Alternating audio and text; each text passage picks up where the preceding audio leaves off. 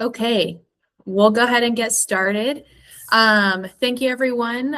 Good morning-ish, and thank you for joining us for our April Quick Tips.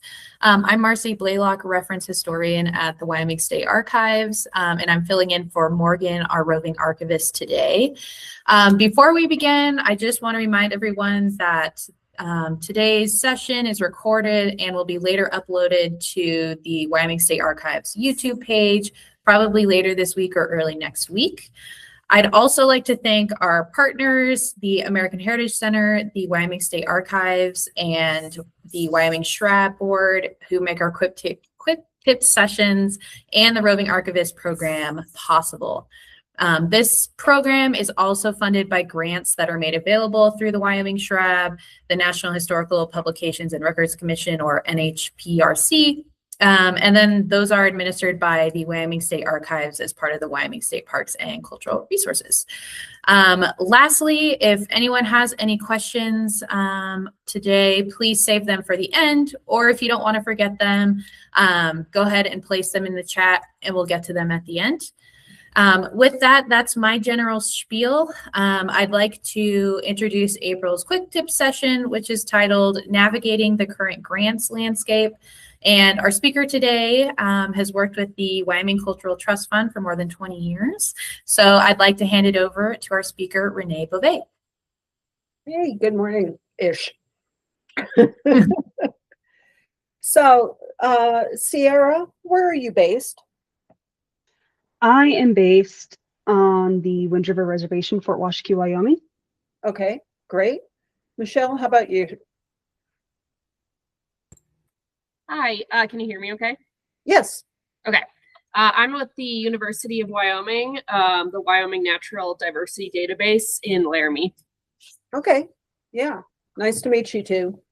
Everyone else on this call, I pretty much know. So, Sierra and Michelle, I want to direct this to you two since you're basically here right now. Though obviously some of these topics, since this is going to be recorded, I'll touch some areas that may not be particularly where you're focused, but I do want to put them out there as part of the discussion for everybody down the road. So the sort of title of this is Navigating the Current Landscape. And first and foremost, let me just say patience is required. As you are probably aware, a lot of the resources for grant support or program support are being challenged or are in flux or maybe a little hiatus right now. There's still opportunities out there, but a lot of it depends upon timing and what possible projects you may be considering. I did not prepare a formal, PowerPoint presentation because all of this is basically a moving target.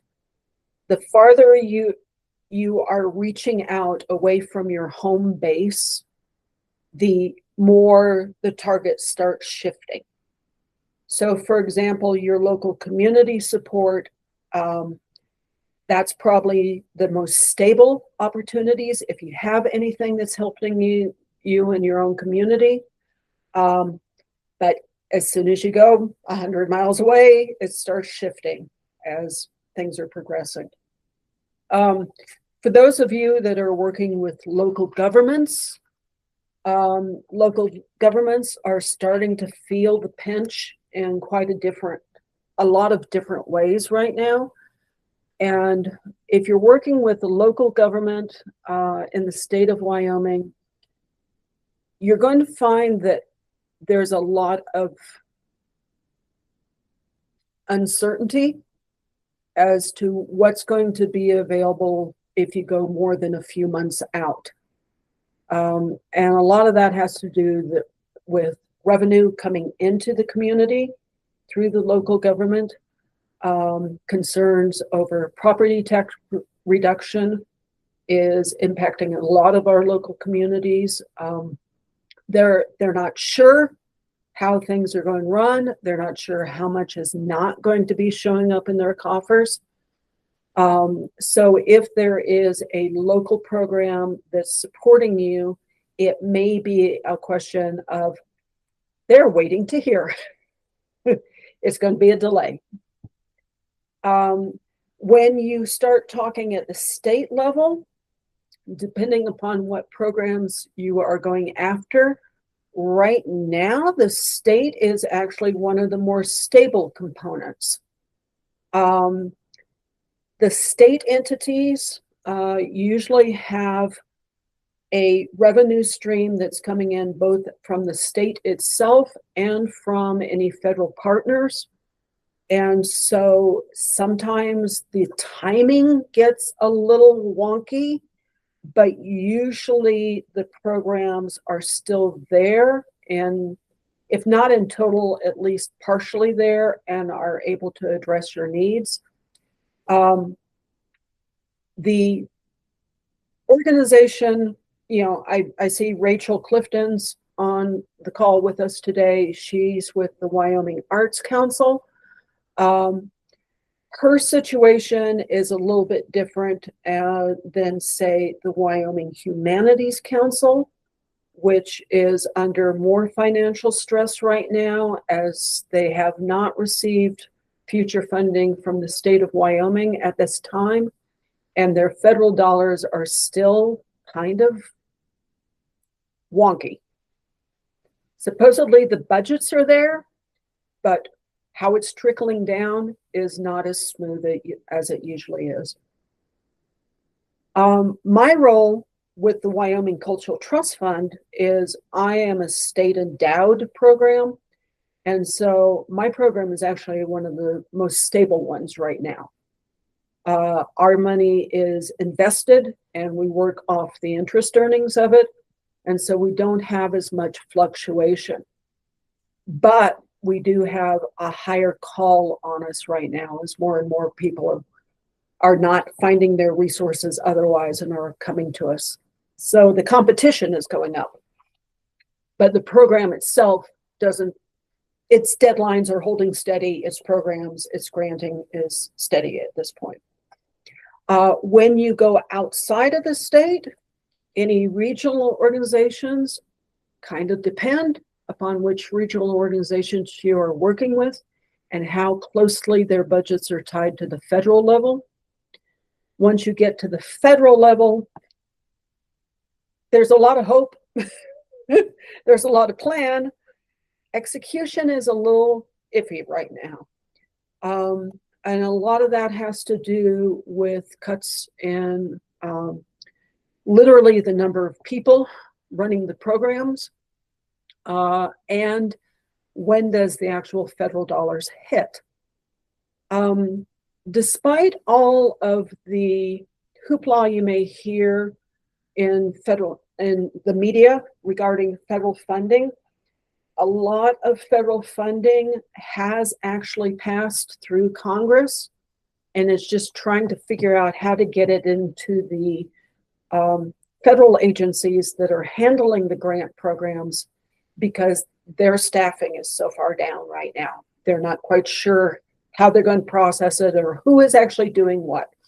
And I'm going to give you an example that is not archival, but it's a current one. I also work with the State Historic Preservation Office. And the funding for the National Park Service and historic preservation has been passed by the federal government or by Congress.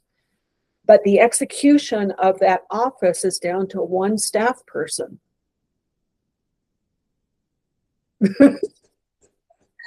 How it's actually going to shake out, we don't know. There are others in other agencies that are trying to pick up the general monitoring of grants and things like that, but they don't have the expertise. And so one of the biggest hiccups when you start going to the federal level for dollars, apart from the challenges that are an innately part of the federal grant application process, is contact people. Who do you call to ask the question? And that can be a challenge right now. So I will cycle back. Patience. It might take 2 or 3, not only calls to try and get through, but you'll get routed several times to try and get to somebody who can actually help you with a specific question you may have. If you have a current grant with the feds, that getting a question answered can take months. I have current grants with the feds right now, and I still haven't heard on questions I've posed at the 3-month mark at this point. So that's sort of an overarching comment on what's happening out there. But I don't want to discourage you because there are, in fact, programs that are still active. Timelines have probably shifted on them. Application dates have probably shifted on them. So if you have not regularly gone out and bookmarked the websites of your current funders, please do so, because that's literally the only way you're going to keep track of this is if you're going out there checking to see what their web is saying. Their notification coming down to you may not be that smooth, and it may not be as timely. I have seen a few federal grants where the time frame to actually apply can literally be, 2 or 3 weeks. It's a very short window. And so I would suggest to you all that for those of you that have a regular funder, whether it's a state agency, whether it's a federal program, or even if it's a local community foundation or, nonprofit that's kind of putting out some money to try and help, you have to take the initiative to go out and look and ask, because they're not going to have the time to just be pumping out regular information. So at that point, before I get any farther, for my 2 who are here, Sierra and Michelle, do you have any questions before I get into a few suggestions for you? I don't know if I have any questions specifically. I guess I just wanted to, I'm on the more like natural history side of things. So if there's anything specific with regards to that, I would love to hear any opportunities and stuff or specific advice in that realm. Sure. Michelle, or Sarah, I'm sorry, do you have any concerns or questions right now so far? Because I haven't said anything real. That's fair. As of right now, I think I'm on the same page as Michelle. So actually with us, the only grants that we're really messing with right now is funding for our museum and to get our repository, because we have a very small one and it really needs updated. We have collections that need, proper care. That's basically the main big issue, is getting more grant funding so that we can get part of this building built so that we can transfer over. Aside from that, there's not much else that we're messing with grant wise. But yeah, if you have anything else or other options for us to look into, that would be great. Sure. So a couple of things I want to bring to your attention, if a couple of tools and opportunities for you.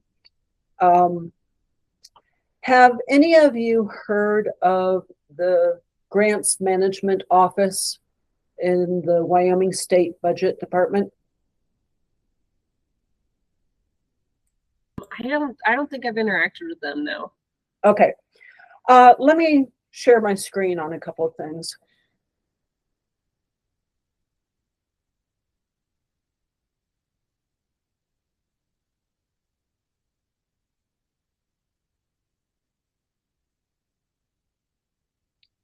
Okay, so a couple of years ago, the governor and several other elected officials were recognizing a problem that was existing for Wyoming organizations. And I'm a real broad spectrum of Wyoming. And the difficulty of navigating into federal grants. Federal grants have a lot of rules. They have a lot of very specific systems that you have to sign into and be registered in for funding opportunities. And so through the governor's initiative and with the help of the Wyoming State Budget Department, they created a grants management office.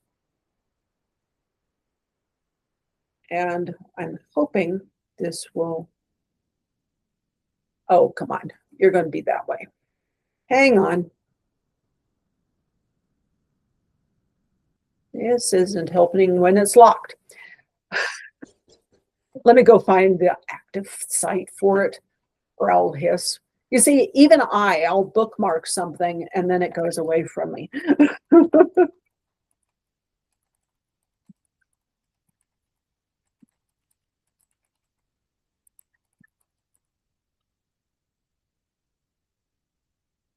Okay, hopefully this site is now active.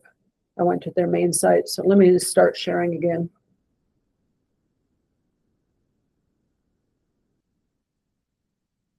So the Grants Management Office is created based on the assistance of some contractors, some consultants.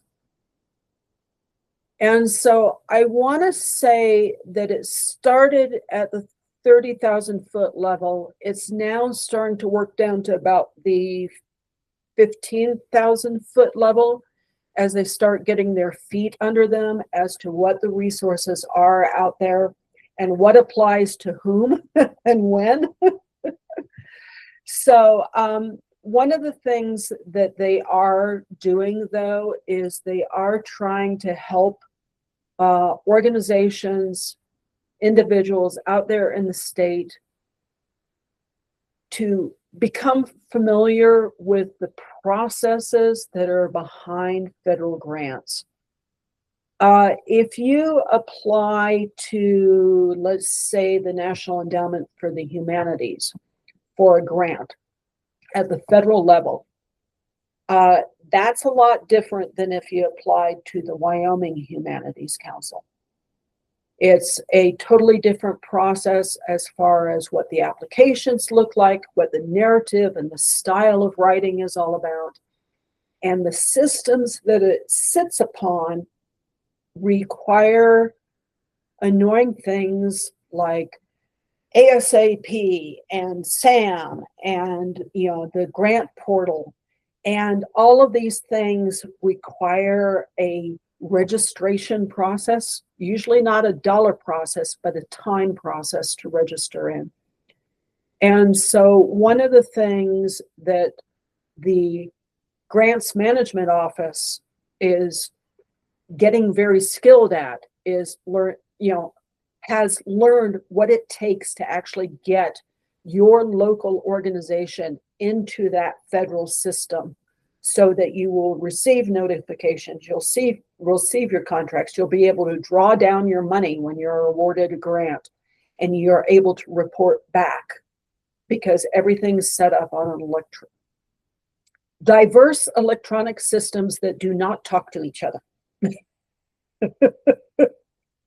So anytime you're dealing with a federal grant, you have to be able to navigate through a wide variety of applications. And the first challenge right off usually is if you are not already receiving a federal grant, one of the first things you have to set up is a unique identifier number. Huh? How do you do that? And it's a process, and it's a form, and you have to hit the right website and do the right thing and get the right information in there. And then eventually you get this number, and that opens up more doors as you're proceeding down the road. If you actually make an application to an organization, again, I'll go back to the National Endowment for the Humanities. If you go back to them and they have an application process, that unique identifier is your key, basically, to open up the door. And then suddenly you're able to start making an application. But then if you're awarded grant dollars, then you need a whole nother budget side that involves the SAM and the drawdown and the ASP process, where the money comes into your organization. And that's a different system out there. So one of the things that the Grants Management Office is really starting to key in on and help people with is navigating all those little separate systems out there that are required for you to get to where you're going. And they do a lot of grants training and webinars. They do them in person. So, for example, there's one that is today in Riverton and Lander. There's one in May up in Sheridan. And all of these things they'll have themes that they're working with on you. So right now, the April and May ones are what happens after you get a grant.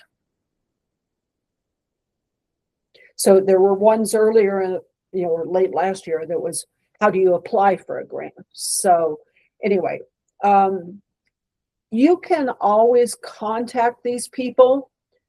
You can just do a Google search for Wyoming State Budget Department and then the Grants Management Office. And you'll hit this sbd.wyo.gov, and then on you go. You can contact these people. You can reach out to them and physically talk to them at any time. Well, maybe. Let's go back. Grants Management Office. So they will provide you, someone to actually talk to about your project.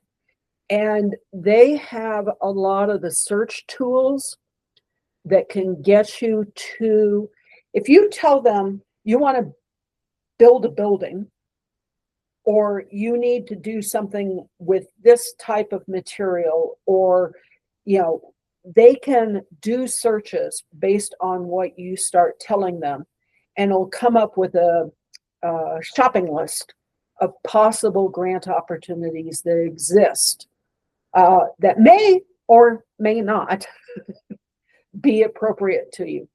But once you've requested assistance and you have somebody there, they'll partner with you and they'll try and drill down with you.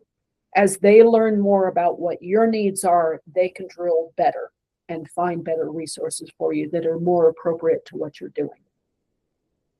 But it was a way to try and take all the noise that's out there and all those organizations that are trying to get your money to give you the same type of information and bring it into a system, a state-supported office that's designed to help you, and not at a charge, but to help you define and refine what your needs are, so that they can then do the searches, come up with a shopping list and say, well, maybe these 3 might be able to meet your needs.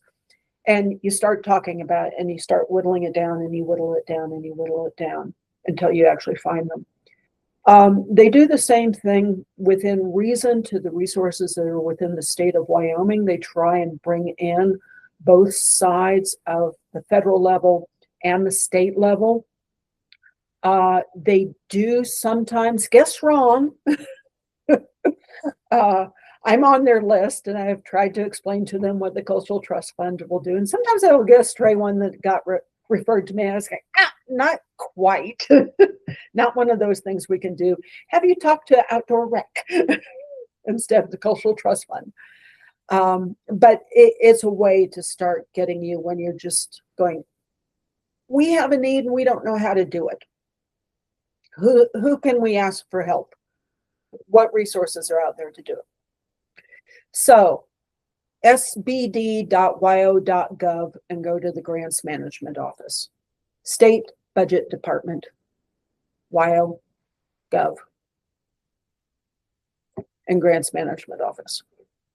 They're one I'll just recommend to you. They're a fine resources, and hopefully they will give you some a place to start when you're out there not quite sure where you need to go. I'm going to reshare my screen. I was talking about going out and bookmarking sites. Hi, Rachel.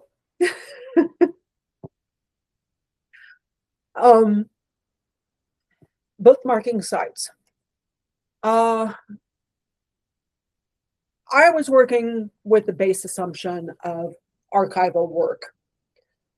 So you will also need to find resources based on your particular needs. Michelle with natural resources, you know, I will suggest a few others, remind me for you, okay? So bookmarking sites, National Archives, the National Historical Publications and Records Commission. What's really important when you bookmark, and if you make it a habit of going back and checking regularly, you'll find when dates are opening up on something that maybe you thought wasn't. I thought that was supposed to be in, you know, July. No, okay, they are opening it now. And like I say, dates have shifted. It was last July that they missed, and now it's coming up in May. Okay. So you have to kind of check on a regular basis. And a lot of sites give you an opportunity one way or another to go into a grant program that may be closed at this time, but you can get the information as to what it does. And so even though it's closed, you can dig into it and you devote an hour a week and go, oh, what does this program do? What are the archival projects? What can we bring in? Well, golly gee, archival projects, they start describing what it will be. They'll talk about how much money is involved. They'll talk about who can apply.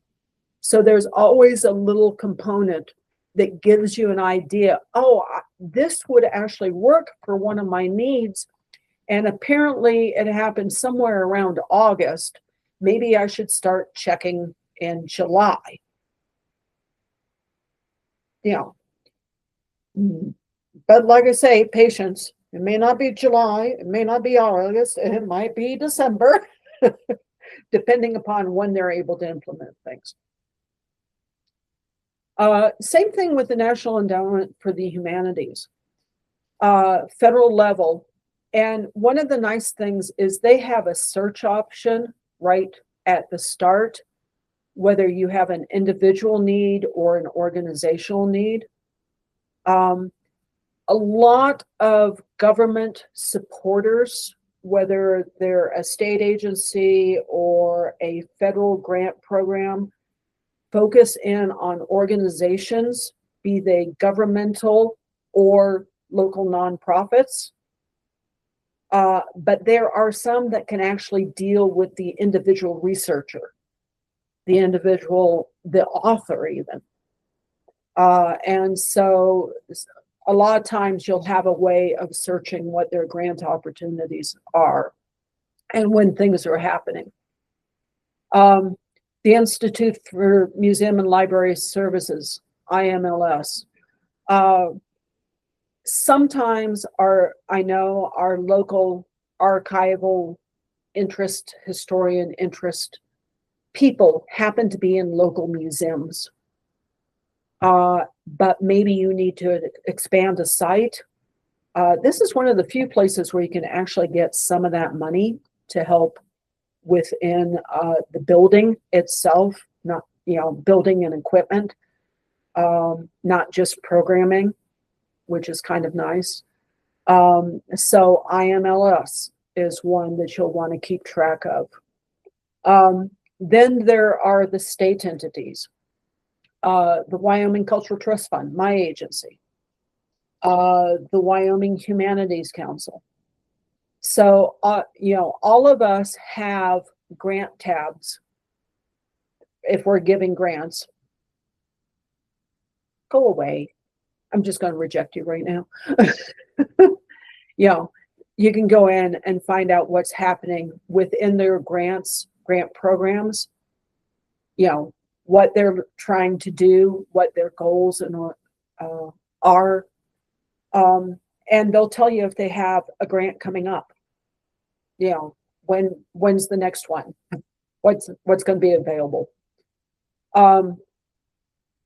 Like I say, the Cultural Trust Fund, I'm one of the more stable organizations. And by the way, I have the worst website possible. And the reason for that is it's sitting on an old system that we're having trouble updating anymore. But I will tell you, my grants tab still works and it's still accurate. Okay. So you can always get in and find out when the deadlines are and what the guidelines are and how you can go in and go to the electronic grant application process. Slight sidebar here. The electronic grant application system with the big four in Wyoming, the Wyoming Arts Council, the Wyoming Cultural Trust Fund, the Wyoming Humanities Council, and the Wyoming Community Foundation. We have all built our grant application programs on the same company. We're using Foundant right now. So they look comparable when you go in and you try and use them, but they do not cross-link. So if you ever written a Wyoming Humanities Council grant through their system and you decide to come over to the Wyoming Cultural Trust Fund and you come into our system, you have to create exactly a new profile. And it'll be a new set of passwords, and the two do not talk to each other. Okay? Same with the Community Foundation and same with the Arts Council.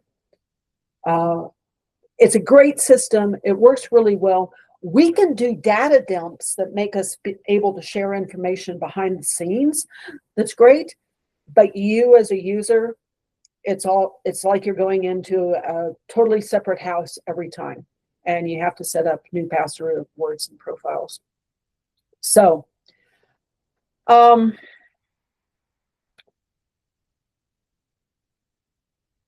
have I confused you or set you up on the wrong track at this time?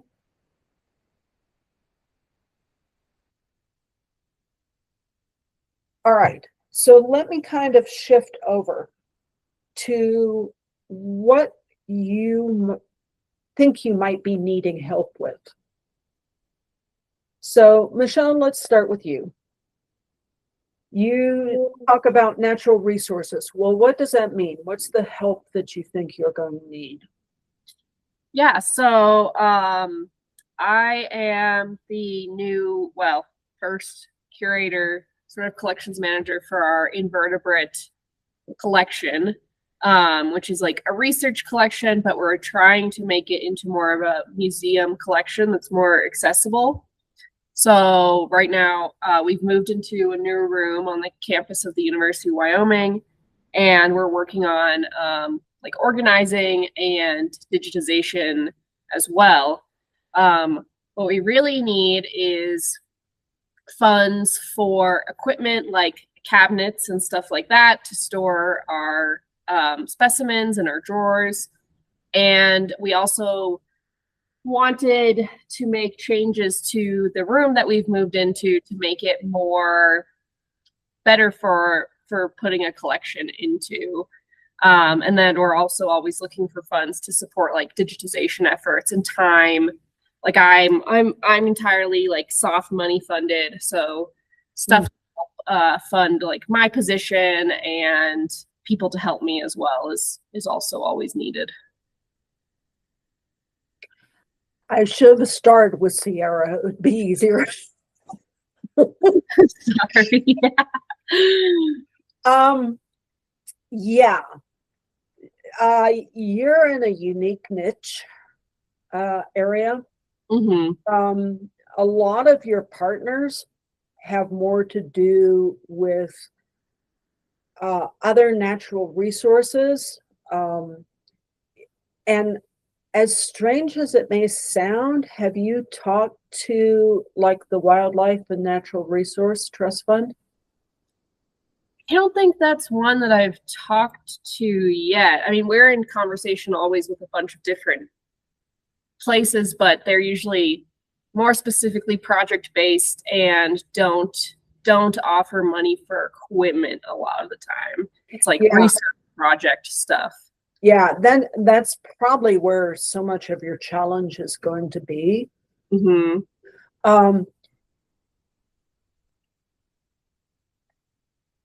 Yeah. The other one, have you spent any time with the Office of the Wyoming State Archaeologist? And I have personally.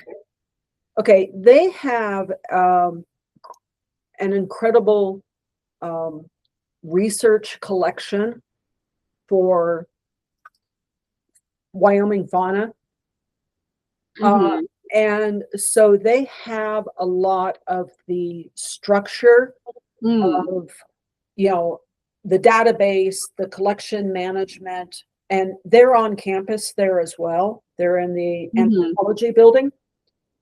And so they might be able to give you some organizational advice and structure advice as far as the data systems that they're using that might be appropriate for what your needs are.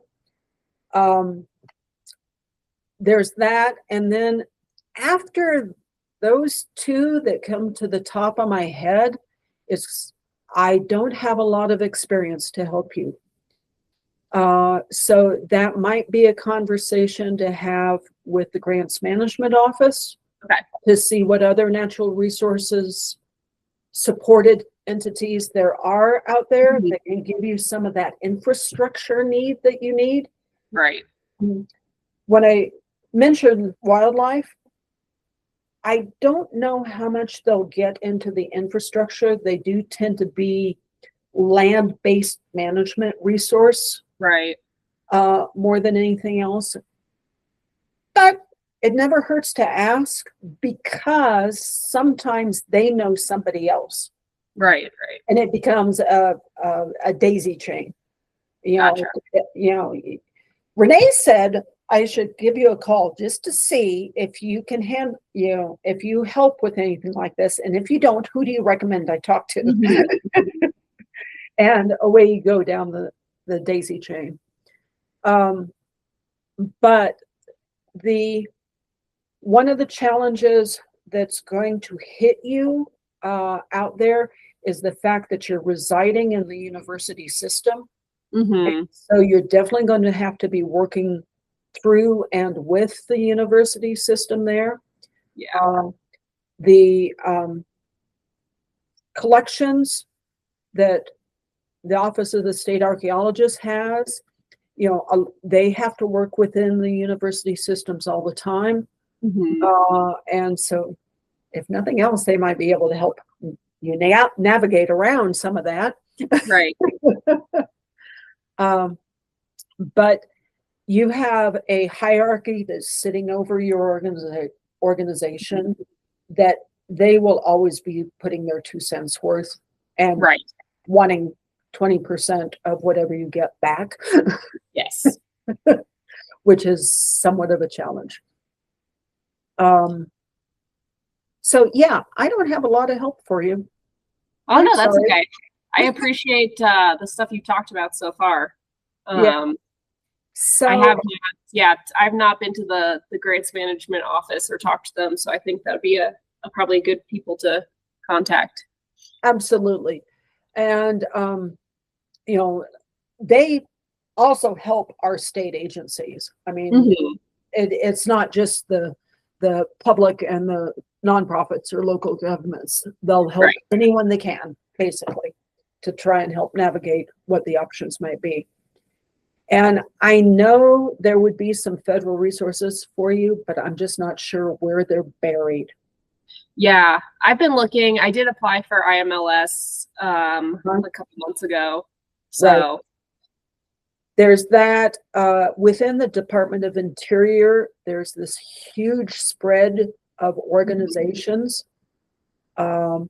So, I mean, you've got all of the big things, like the Forest Service and right. National Park Service and all that. But buried in there has got to be some of what you're looking for. Mm-hmm.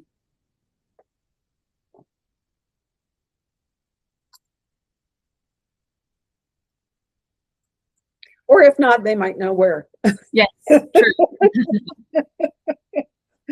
Yeah. A conversation with Wyoming Game and Fish. Mm-hmm.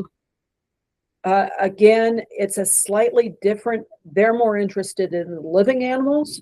Yeah. But I'm sure they're aware of the resource requirements, the research necessary when they're managing habitat, and what used to be there and what works better and why are we losing this species. Right. So again, like I say, I can just brainstorm quite a few of these oddball things, whether they actually manifest or not. I don't know. No, I appreciate it. So let's change over. Sierra, is it easier? What are some of your needs? Yeah, it's easier. Because, okay, so I totally didn't say this when I first introduced myself, but I work for the Eastern Shoshone tribe. So we have, people that can go out and find grants for us. Sometimes it's helpful, other times it's not, because, I don't know how to explain it really. It's just, to me, it kind of feels like they're going one direction and then they come and deliver us bad news, Right. And it's like, okay, well, we don't need that. We kind of need help finding funding for this type of stuff. Right. Like I said, our main focus with grant funding is to build a museum, a new repository and stuff for our archives. That's mostly where it's at. Aside from that, I'm pretty sure when we do get to our archives, I know that I was looking into like what specifics we all need to better our repository, like file or those filing cabinets and the whole shebang, because we have paper documents, we have maps, we have physical collections, and we need things, to care for them. Sure. Even in digitizing. So actually the scanner that I showed you guys earlier, we got that from BIA. Mm-hmm. So they have like this grant guy and he was able to work something out for us. So that's why we got this scanner. So thankful for that.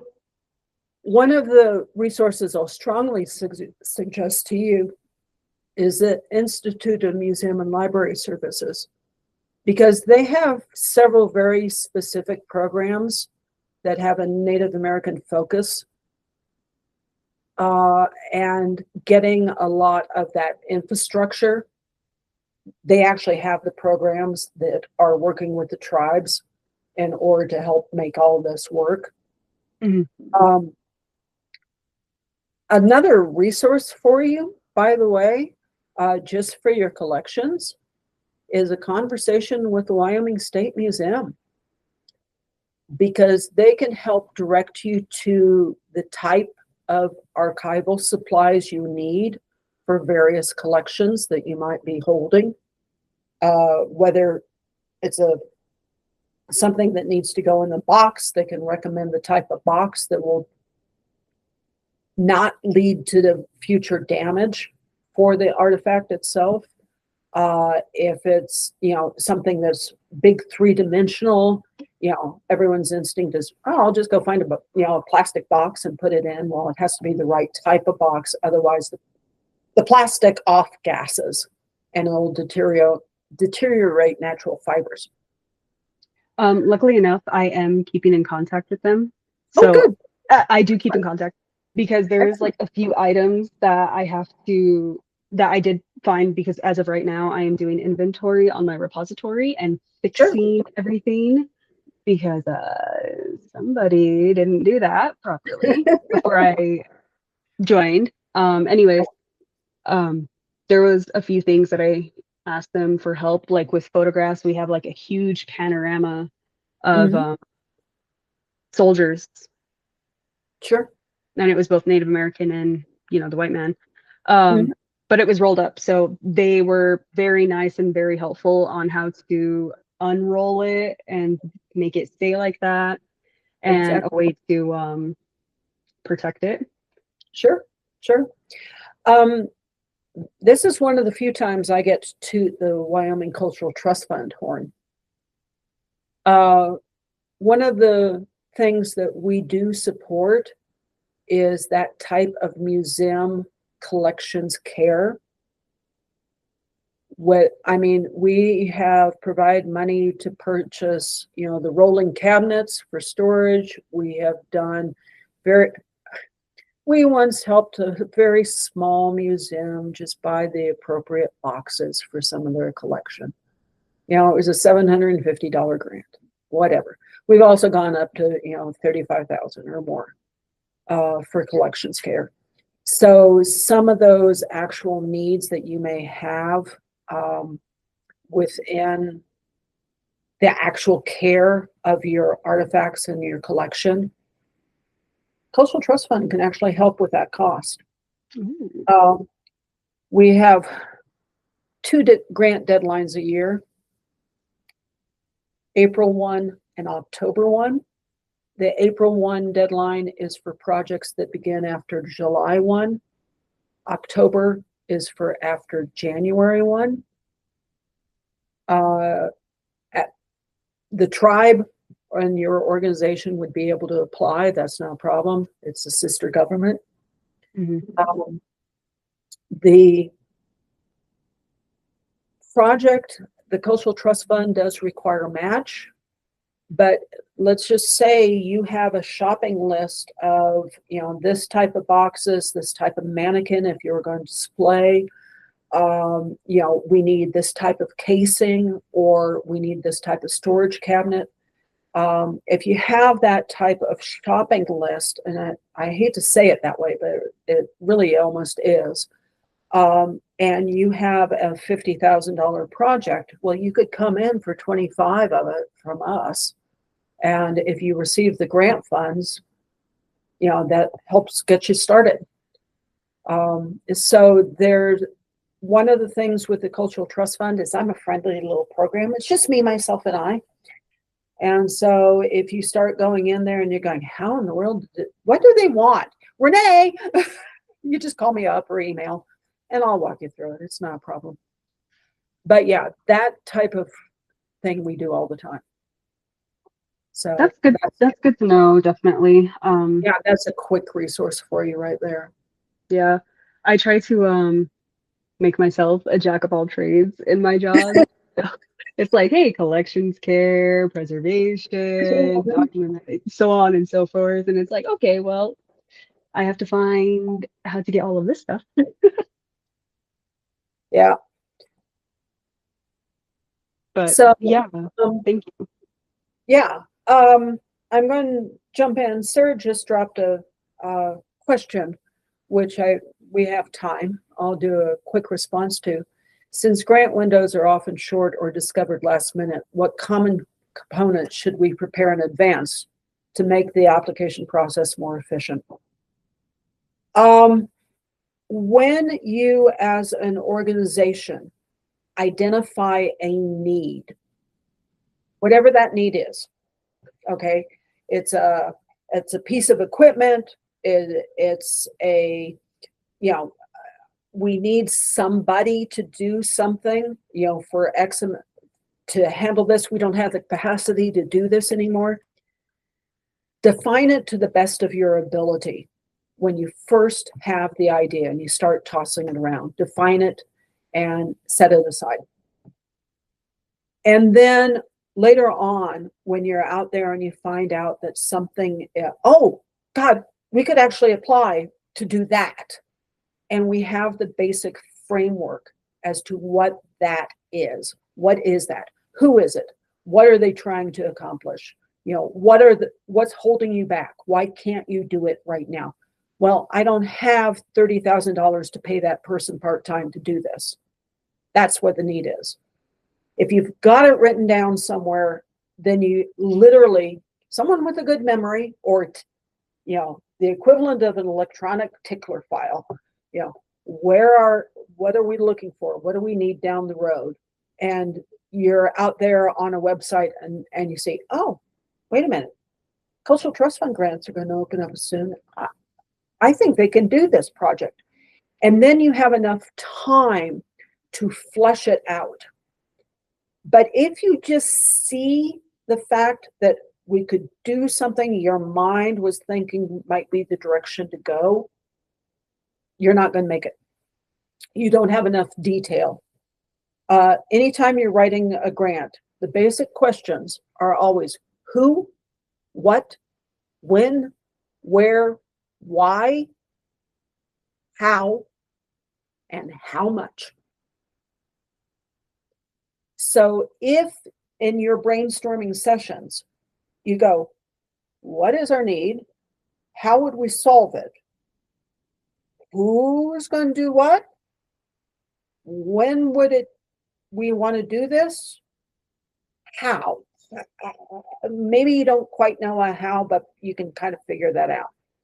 How much, you're not going to know until you actually start crunching it and getting it into detail.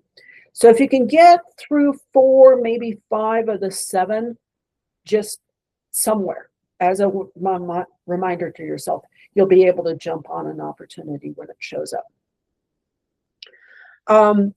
The things that every grant is going to want and need. They'll need to know who you are as an organization. They'll need all of your contact information. They'll need your employer ID number or your unique identifier if you've ever gone after a federal grant. Okay? They'll need to know who is going to do this, as in who's the contact within the organization that's going to oversee this. All right. So if you have that basic and you have your little tickler idea file, you're probably 60 to 70% there as to where you're going to be. But the last 30% of that is the hardest. It's the numbers. It's how much. So if you have a tickler file, an idea of, I would love this type of rolling cabinet to help us, you know, have the storage capacity, you know, the ones that are on tracks that you crank open and you crank closed. If you want one of those sometime down in your life, downtime, I'll learn how to talk someday, down the road in your organization's life, go out there once in a while and pull the costs. You can go out there online. You can see, you know, spend 30 minutes out online and you can find out the rough costs of what something like that's going to cost. They can tell you that this type of cabinet is going to cost you $672 today. You know, if you order today, you'll get a special rate. Well, look at what the not special rate is. Okay. Or, you know, if you know that you need to totally revamp a storage room and you just need good good, really strong, high quality shelves. And, you know, you go out there and you find the cost of it, attach it to that little tickler, and then you can go, oh yeah, that's what I was wanting. Let me go out and find what the new prices are. And then you'll be able to do that last 30% faster. One other note, and it's a general comment to anyone who ever writes grants. Try not to let someone who doesn't know your organization write your grant. There are people out there who are grant writers, and they'll say, hey, I'll be glad to write your grant if you pay me this. They don't know you. They don't know your project. They don't know your passion. They don't know your priorities. And what they write is technically good. They use complete sentences. They're not using a lot of jargon. They miss it. They always miss the mark. And the reason they miss the mark is they didn't know you well enough to say, why? Why do you want to do this? You know, what's your motivation here? And the other thing is, I used to tell all of my grantees that 90% of the application is data. 10% of it is inspiration. Anytime you write a grant, you're in a competitive pool. There are other people trying to get the same money you're getting. And that little extra 10% of inspiration will bring you up out of the pack. Okay, I've pretty much taken the hour. I have no trouble hanging on a little bit longer if you guys have questions, but you know, let me know otherwise, okay? Perfect. Thank you, Reneé. Grants are so overwhelming, and I've kind of worked with a few grants in my career, and it was nice to kind of have everything kind of laid out, and you've provided some really good resources with us today too. I'll just mention real quick that our next session next month will be on May 21st, same time, 11:30 to 12:30, on accessible exhibits, and we'll just be talking about how to make your exhibits more accessible to the public. Additionally, if you have any other questions that come up after we end the call, feel free to reach out to the Roving Archivist via the website or her email, rovingarchivist@wyo.gov. Other than that, I think that's all from us today. If anyone else has any other questions, though, like Reneé said, it sounds like she's willing to stay and answer some. But for now, I will, or email her. That works too. And your email is, Reneé? Okay, so it's my name. It's Reneé, RENEE .Bovée, which is spelled B-O-V as in Victor, E-E @wyo.gov. Perfect. Thank you, Reneé. And thank you, Sarah, for putting it in the chat. So I think that's all from us. I'll go ahead and end the recording here, but if anyone has any quick questions, I think Reneé is willing to answer them. Yeah. All right.